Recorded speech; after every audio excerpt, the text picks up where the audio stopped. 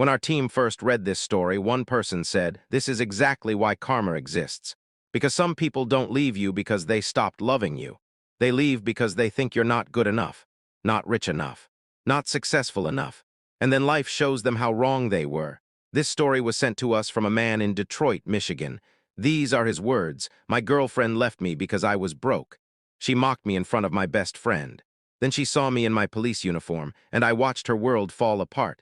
I'm 31 years old now.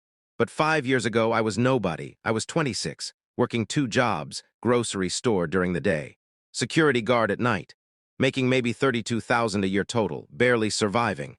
I lived in a tiny studio apartment, $1,500 a month. In Detroit, that's all I could afford. No car. I took the bus everywhere. I was dating a girl named Vanessa. We'd been together 3 years, met in community college.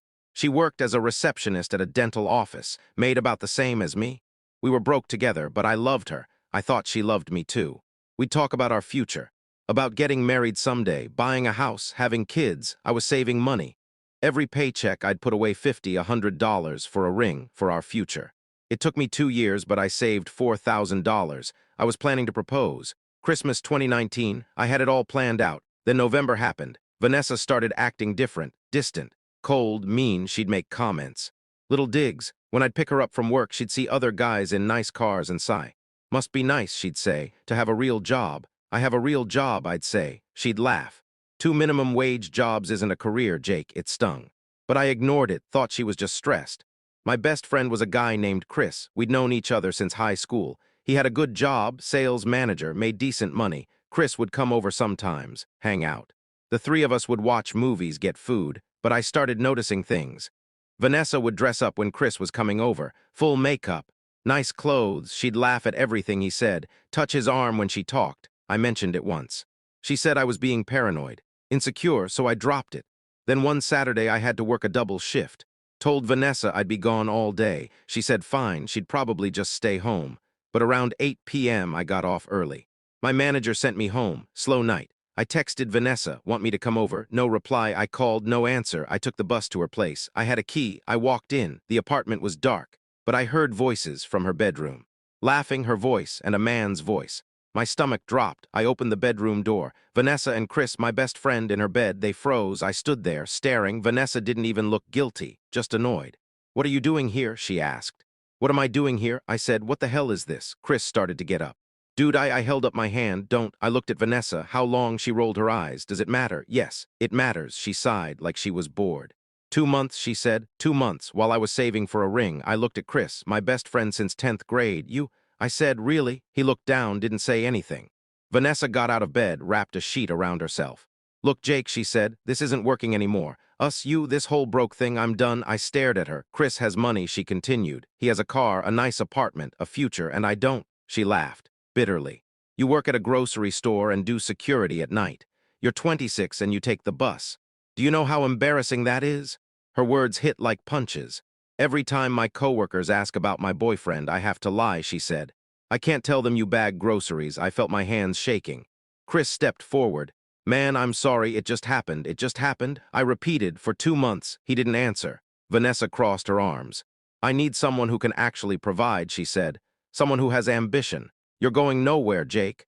Chris makes $70,000 a year. He can take me to nice restaurants, buy me things. You can't even afford to take me to the movies without checking your bank account." I looked at both of them. "Get out," Vanessa said. "Please, just go." I left, closed the door, walked down the stairs, stood outside. I didn't cry. I was too numb. I took the bus home, sat in my empty studio, stared at the wall. The next day, Chris texted me. "Bro, I'm sorry. I know I messed up. Can we talk?" I blocked him. Vanessa didn't even reach out. Just deleted me from everything, like I never existed.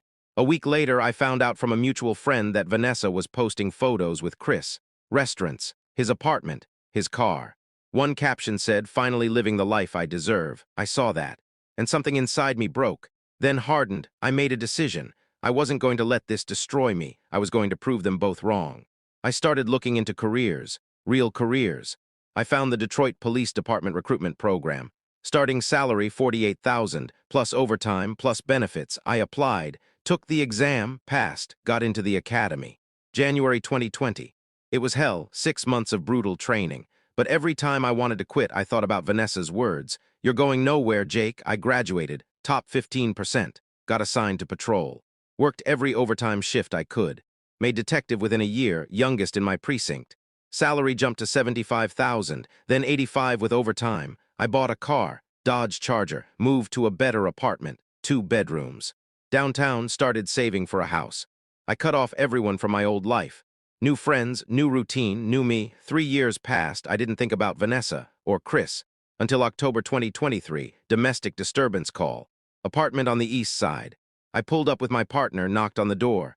A woman opened it, crying, bruised eye, split lip. Vanessa, she looked at me. Her face went white. Jake, I kept my expression neutral, professional. Ma'am, we received a call. Are you injured? She stared at my uniform, my badge, my gun. You're a cop. Detective, I corrected. What happened here? Behind her, I heard yelling, a man's voice. It was Chris, my ex-best friend, drunk. Screaming at Vanessa about dinner not being ready. I walked past her, saw Chris, he saw me. His face went pale. Jake, I grabbed him, turned him around, cuffed him. You're under arrest for domestic assault. Wait, he said. Man, come on. It's me, we can talk about this. I read him his rights, walked him out. Vanessa followed, crying, Jake, please, I didn't know you were a detective. I finished. Yeah, I am. She looked at the ground. Chris makes 70,000, she said quietly. But he changed. After we moved in, he's angry, he drinks. Sometimes he... She touched her bruised eye. I looked at her. No emotion. You should file a report, I said. Get a restraining order. I'm sorry, she whispered, for what I said. You were going somewhere. I was wrong. I nodded. Take care, ma'am. I put Chris in the car, drove away. 2 weeks later, Vanessa messaged me on Facebook. Long apology. How she regretted everything. How she missed me. How Chris wasn't who she thought he was. How she wished she'd stayed. She asked if we could talk. I read it. Blocked her. That was 8 months ago. I heard Chris lost his job. Assaulting a cop's ex doesn't look good to employers. Vanessa moved back with her parents, still working reception. 33 years old, single, broken. Me? I made sergeant 2 months ago, 92,000 a year, bought a house last week, 3 bedrooms, dating a nurse, Ashley. She's amazing.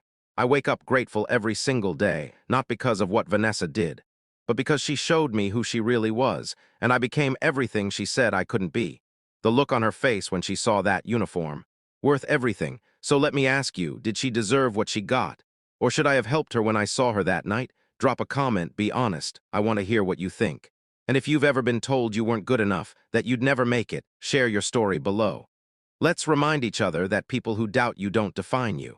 If this story made you feel something, whether it was anger or satisfaction or hope, hit that like button. It helps us bring more real stories like this. And subscribe. Because next week, we're sharing a story about a wife who threw a celebration party the day her husband lost his job. What he did 3 months later destroyed her completely. Turn on notifications so you don't miss it. Thanks for watching. And remember, the best revenge is becoming everything they said you couldn't be.